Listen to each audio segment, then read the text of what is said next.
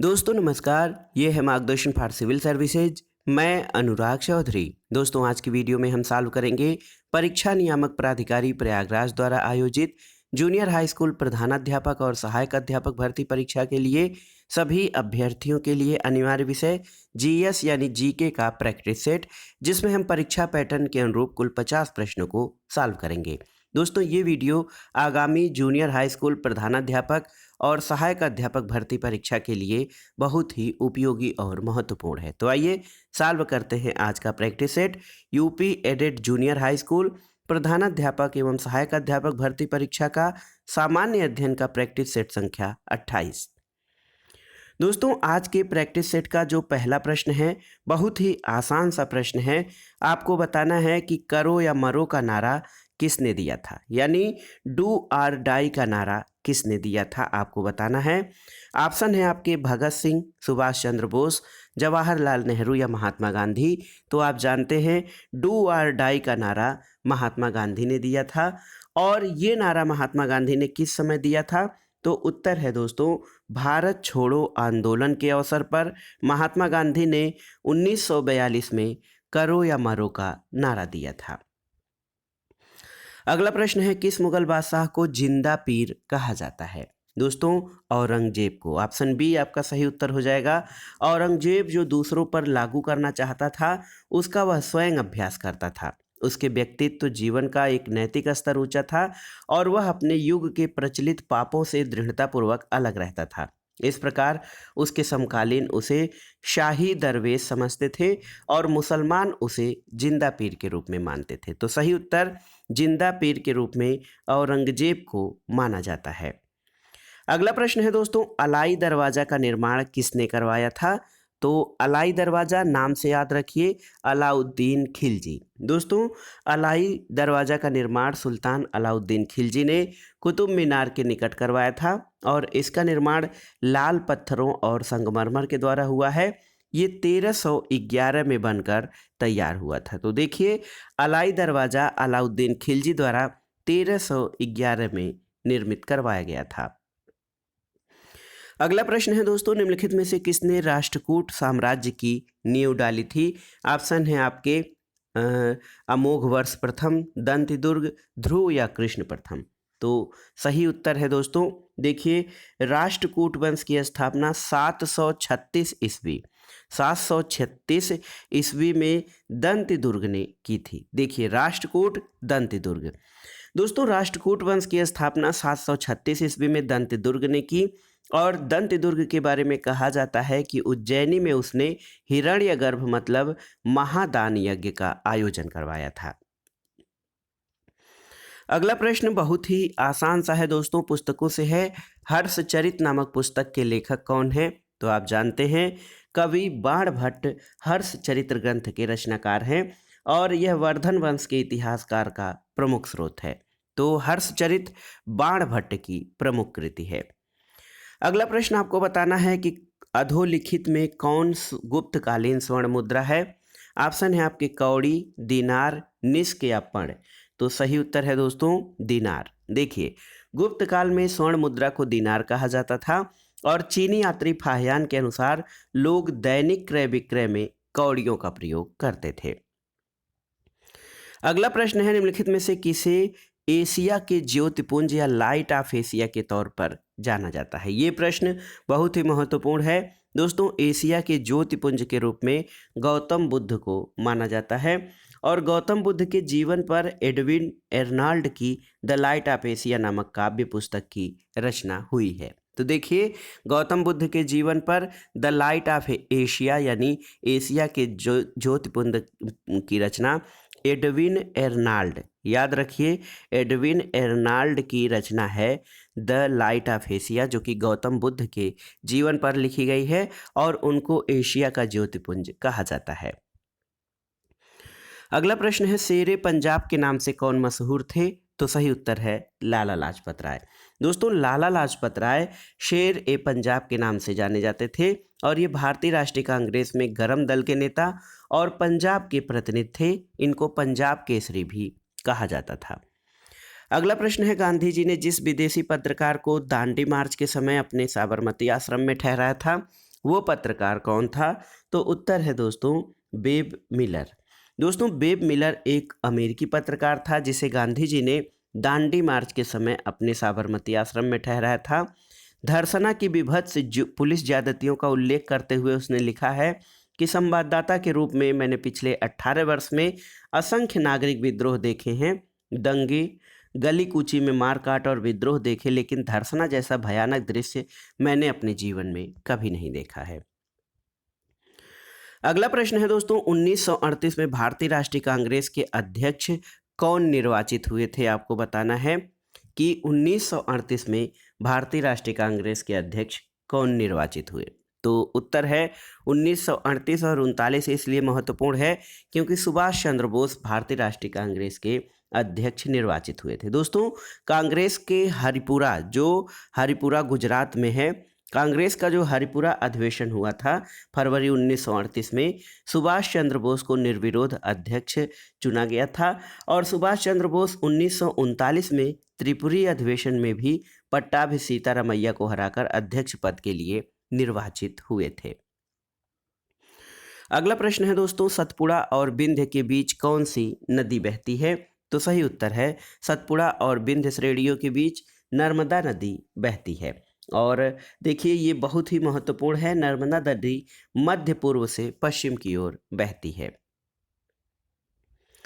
अगला प्रश्न है 8 ग्रहों में बुध से सूर्य, 8 ग्रहों में जो बुध है यानी बुध का जो नाम है मरकरी, 8 ग्रहों में बुध सूर्य से किस स्थान पर स्थित है? तो सही उत्तर है पहले स्थान पर। दोस्तों 8 ग्रह हमारे सौरमंडल में जो सूर्य की परिक्रमा करते हैं, इसमें दूरी के आधार पर अगर जो देखा जाए तो बुध पहला क्रम पे है, बुध के बाद शुक्र, उसके बाद पृथ्वी, फिर मंगल, उसके बाद बृहस्पति, शनि, अरुण और वरुण का स्थान आता है। अगला प्रश्न आसान सा प्रश्न है, यूरोप की सबसे लंबी नदी कौन सी है? आपको बताना है। ऑप्शन है राइन, रोन, डानुबे या बोल्गा। तो सही उत्तर है बोल्गा नदी। दोस्तों बोल्गा नदी जो है ये यूरोप की सबसे लंबी नदी है और बोल्गा नदी यूरोप और यूरोपीय रूस की सबसे लंबी नदी है और इसकी लंबाई 3692 किलोमीटर है, जबकि डेन्यूब 2860 किलोमीटर लंबी है। अगला प्रश्न है दोस्तों किस देश के साथ भारत की सबसे लंबी अंतर्राष्ट्रीय सीमा है? भूटान, नेपाल, बांग्लादेश या फिर पाकिस्तान? तो बांग्लादेश। दोस्तों बांग्लादेश के साथ भारत की सबसे लंबी अंतर्राष्ट्रीय सीमा है और ये लगभग 4096.7 किलोमीटर है। बांग्लादेश के बाद चीन, फिर पाकिस्तान, फिर नेपाल का स्थान है। तो सबसे लंबी अंतर्राष्ट्रीय सीमा भारत की बांग्लादेश के साथ लगती है। अगला प्रश्न है निम्नलिखित में से कौन सा भारत का सबसे अधिक आर्द्र स्थान है? महाबलेश्वर, चेरापूंजी, उदकमंडलम या मासिनराम? तो सही उत्तर है दोस्तों भारत का सबसे अधिक आर्द्र स्थान मेघालय के पूर्वी खासी पहाड़ी जिले में स्थित है, मासिनराम है और इसे दुनिया का सर्वाधिक वर्षा वाला स्थान भी माना जाता है। अगला प्रश्न है दोस्तों योजना पत्रिका का प्रकाशन निम्नलिखित में से किसके द्वारा होता है? ऑप्शन है योजना आयोग, राष्ट्रीय विकास परिषद, विज्ञान और दृश्य प्रचार निदेशालय और सूचना और प्रसारण मंत्रालय। तो सही उत्तर है योजना अंग्रेजी और भारत के कई अन्य क्षेत्रीय भाषाओं में प्रकाशित होने वाली मासिक पत्रिका है। इसका प्रकाशन सूचना और प्रसारण मंत्रालय द्वारा किया जाता है। तो दोस्तों योजना पत्रिका का प्रकाशन सूचना और प्रसारण मंत्रालय द्वारा किया जाता है। अगला प्रश्न है बैंकों का बैंक यानी बैंकर्स ऑफ बैंक जो है, बैंकों का बैंक किसे कहते हैं? तो रिजर्व बैंक। दोस्तों रिजर्व बैंक जो है इसको ये देश का केंद्रीय बैंक होता है और इसे बैंकों के बैंक के रूप में भी जाना जाता है। अगला प्रश्न है हरित क्रांति या ग्रीन रिवॉल्यूशन का मुख्य प्रभाव किस पर पड़ा था? आपको बताना है।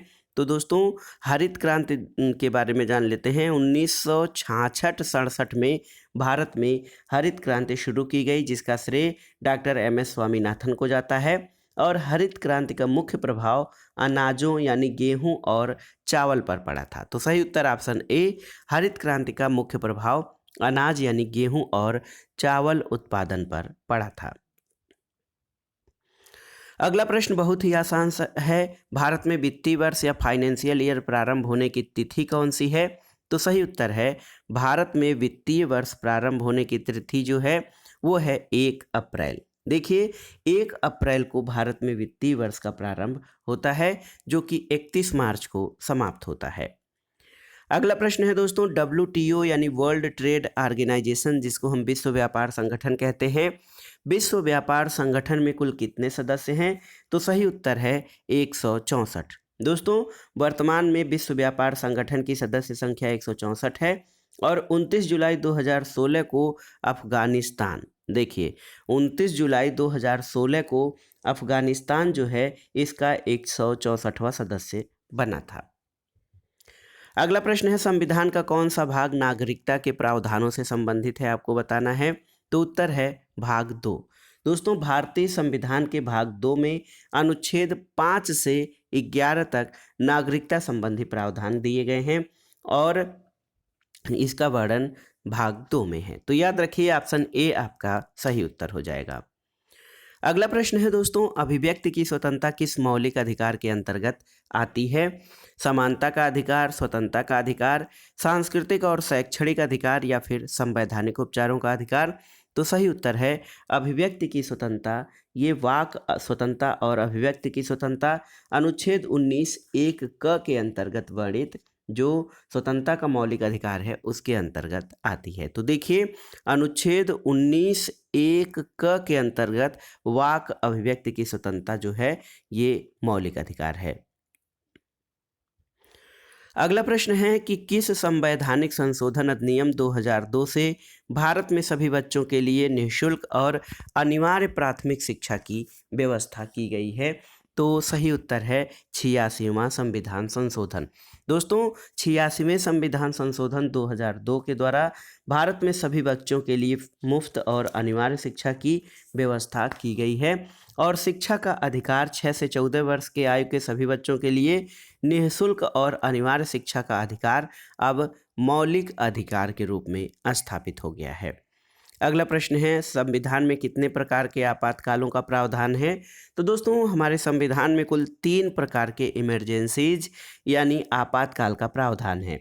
देखिए, अनुच्छेद 352 सबसे महत्वपूर्ण है। अनुच्छेद 352 इसके तहत क्या है कि राष्ट्रीय आपातकाल, अनुच्छेद 356 के तहत राज्य में राष्ट्रपति शासन और अनुच्छेद 360 के तहत वित्तीय आपातकाल, यानी 3 प्रकार के आपातकाल की व्यवस्था है और राष्ट्रपति अपनी विशिष्ट शक्तियों का प्रयोग करके वित्तीय आपात की घोषणा कर सकता है। अभी तक भारत में एक भी बार वित्तीय आपात घोषित नहीं किया गया है। अगला प्रश्न है कि भारत में कितने स्तरों पर अदालतें होती हैं? आपको बताना है। तो उत्तर है, भारत की न्यायपालिका जो है एक स्वतंत्र न्यायपालिका है और यहाँ पर 3 स्तरों पर जो है अदालतें होती हैं। और दोस्तों, भारत में मुख्यतः 3 स्तर पर अदालतें हैं। भारत की शीर्ष अदालत दिल्ली स्थित सुप्रीम कोर्ट ऑफ इंडिया है। इसके बाद राज्यों में दोस्तों उच्च न्यायालय हैं और उसके नीचे विभिन्न राज्यों में उच्च न्यायालय के नीचे जिला अदालतें हैं। तो जिला अदालतें, उच्च न्यायालय और सुप्रीम कोर्ट, देखिए जिला अदालतें, डिस्ट्रिक्ट कोर्ट, हाई कोर्ट और सुप्रीम कोर्ट, ये 3 स्तर में भारत में अदालतें हैं। अगला प्रश्न है दोस्तों, ध्वनि की तीव्रता का यसाई मात्रक क्या है? तो उत्तर है दोस्तों, ध्वनि की तीव्रता मापने की इकाई डेसिबल होती है और 1 डेसिबल बेल का 10वां भाग होता है। अगला प्रश्न सामान्य विज्ञान से ही है, गन मेटल किस मिश्र धातु से निर्मित होती है? तो सही उत्तर है कॉपर, टिन और जिंक। दोस्तों, गन मेटल एक मिश्र धातु है जिसमें 88% कॉपर, 10% टिन और 2% जिंक होता है। तो copper Cu plus Sn plus Zn, CuSnZn, ये गन मेटल धातु जो है इनके मिश्र धातु से निर्मित होती है। अगला प्रश्न है, ताजमहल जो हमारा महत्वपूर्ण उत्तर प्रदेश में आगरा में स्थित हमारा महत्वपूर्ण स्मारक है, ताजमहल किससे प्रभावित हो रहा है? तो सही उत्तर है ताजमहल अम्लीय वर्षा से प्रभावित हो रहा है जिसमें सल्फर डाइऑक्साइड की अधिकता है। तो याद रखिए, ताजमहल सल्फर डाइऑक्साइड से प्रभावित हो रहा है। अगला प्रश्न है किसकी कमी से रिकेट्स रोग होता है? तो दोस्तों विटामिन डी। विटामिन डी की कमी से रिकेट्स नामक रोग हो जाता है और विटामिन डी हड्डियों को पोषण प्रदान करने वाला विटामिन है। रिकेट्स रोग में व्यक्ति की हड्डियां कमजोर हो जाती हैं। अगला प्रश्न है दोस्तों ट्यूबरकुलोसिस संक्रमण होता है किससे?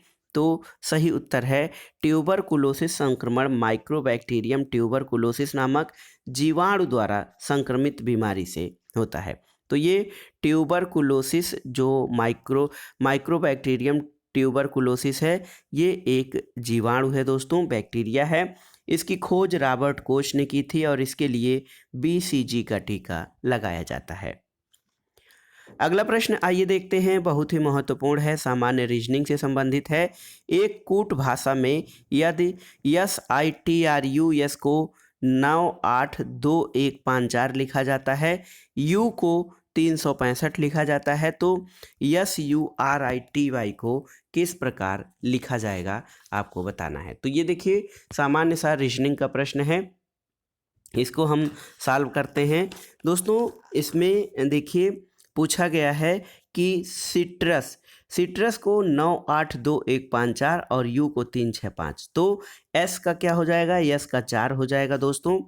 यस जो है देखिए, एस जो हमारा है यहाँ पे यस, इसका कोड हो जाएगा 4, तो सियोरिटी में एस का कोड हो जाएगा 4, यू का कोड है 5, उसके बाद आर का कोड है 1, आई का कोड है 8, फिर टी का 2 और वाई का 3, तो ये हो जाएगा 451 823।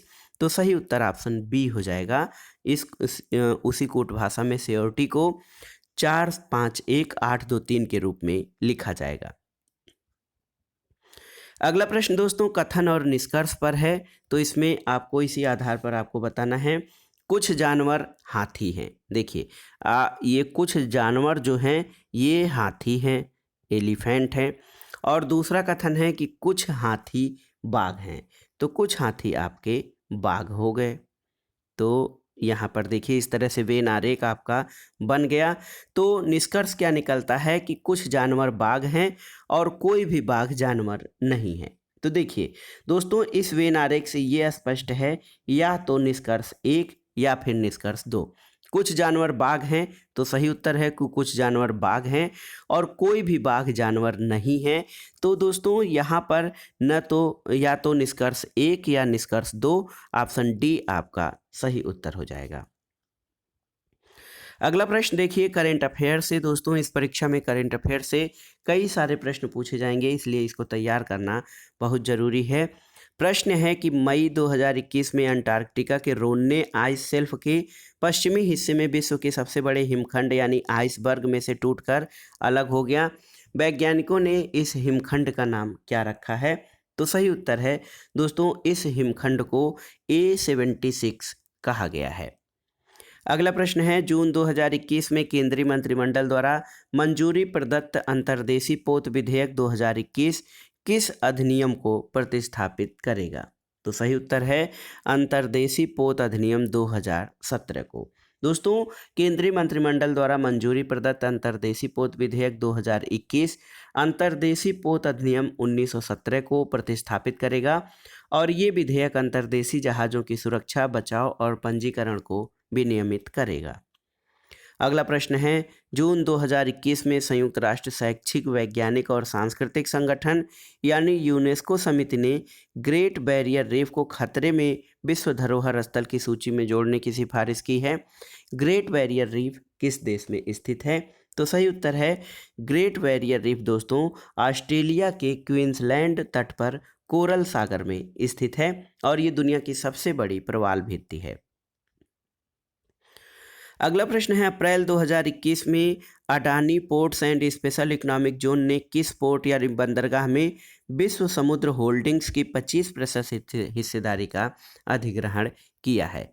तो सही उत्तर है दोस्तों कृष्णापट्टनम पोर्ट। देखिए दोस्तों अप्रैल 2021 में Adani port and special economic cell ने कृष्णापट्टनम पोर्ट में विश्व समुद्र होल्डिंग्स में 25% हिस्सेदारी का अधिग्रहण किया है और इस अधिग्रहण के फलस्वरूप कृष्णापट्टनम पोर्ट में APSEZ की हिस्सेदारी 75% से बढ़कर 100% हो गई है।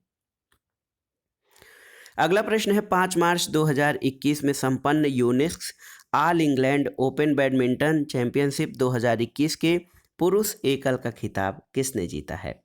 तो सही उत्तर है मलेशिया के खिलाड़ी ली जी जिया। देखिए, मलेशिया के खिलाड़ी ली जी जिया ने Unix all England open badminton championship का खिताब जो है डेनमार्क के विक्टर एक्सेल्सन को पराजित करके जीता है।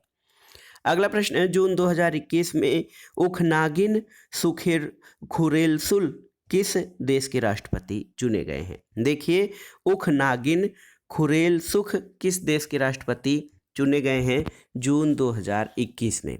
तो सही उत्तर है दोस्तों, ये मंगोलिया के राष्ट्रपति चुने गए हैं।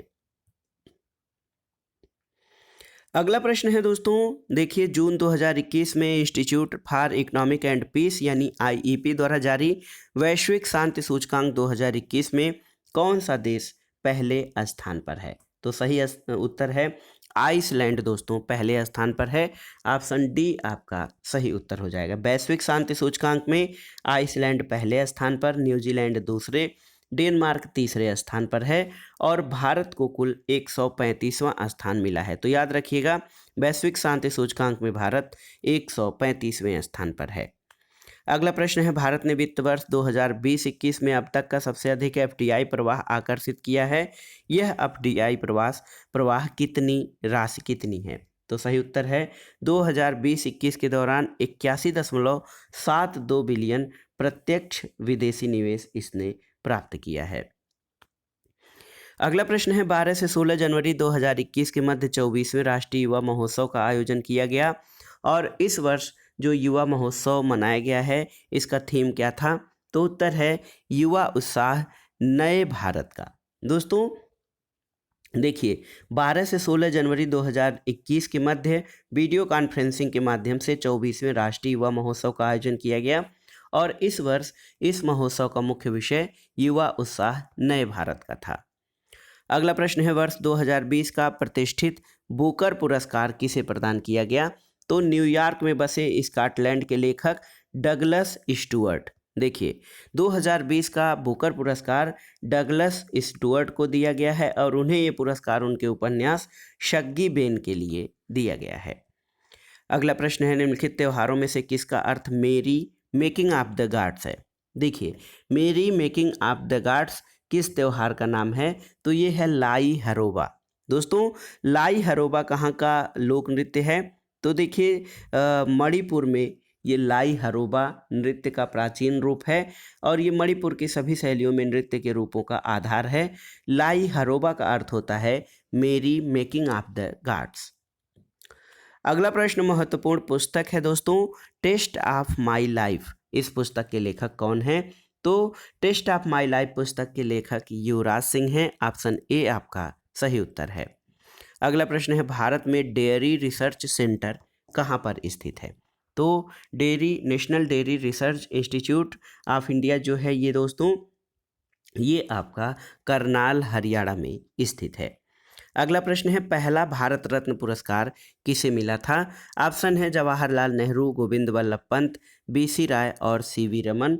तो सही उत्तर है दोस्तों 1954 में भारत में 3 विभूतियों को भारत रत्न से सम्मानित किया गया था पहली बार, जिसमें सी राजगोपालाचारी, सीवी रमन और एस राधाकृष्णन थे। तो यहाँ पर ऑप्शन डी आपका सही उत्तर हो जाएगा, सीवी रमन। अगला प्रश्न है अंतर्राष्ट्रीय महिला दिवस कब मनाया जाता है? तो ये तिथि है 8 मार्च को अंतर्राष्ट्रीय महिला दिवस मनाया जाता है। अगला प्रश्न देखते हैं दोस्तों, निम्नलिखित में से कौन सा राज्य बांग्लादेश के साथ अपनी सीमा साझा नहीं करता है? देखिए, त्रिपुरा, मणिपुर, असम और मेघालय। तो मणिपुर, देखिए मणिपुर राज्य जो है दोस्तों ये बांग्लादेश के साथ सीमा नहीं साझा करता है, जबकि पश्चिम बंगाल, असम, मेघालय, त्रिपुरा और मिजोरम ये दोस्तों बांग्लादेश के साथ सीमा साझा करते हैं।